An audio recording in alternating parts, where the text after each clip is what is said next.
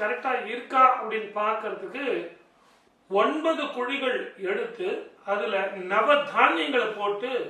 அந்த நவதானியங்கள் பாலி விட்டு 9 நாட்கள் இருந்து எந்தெந்த தானியங்கள் முளை விட்டு இருக்கு, எந்தெந்த தானியங்கள் முளைக்கல அப்படின்னு ஆராய்ச்சி பண்ணி அந்த வீடு எப்படிப்பட்ட வாஸ்து, சூரிய வாஸ்துவா சந்திர வாஸ்துவான்னு பார்த்து அதுக்கு பிறகு சங்கு ஸ்தாபனம் செஞ்சு அந்த வீடு ஸ்தாபனம் பண்ணோம். அப்ப அந்த வீட்டுல வாஸ்து தோஷம் இருக்காது, கண் திருஷ்டி இருக்காது, பில்லிய சூன்யங்கள் இருக்காது. இது எல்லாம் ஒரு புறம் இருந்தாலும் இந்த வீட்டுல லக்ஷ்மி கடாட்சம் வர்றதுக்கு அக்னியில என்ன இருக்கணுமோ அது இருக்கணும், ஈசானியத்துல என்ன இருக்கணுமோ அது இருக்கணும், கன்னி மூலையில எது இருக்கணுமோ அது இருக்கணும்னு ரொம்ப தெளிவா சாஸ்திரங்களை சொல்லப்பட்டு அப்படிப்பட்ட வீட்டுக்கு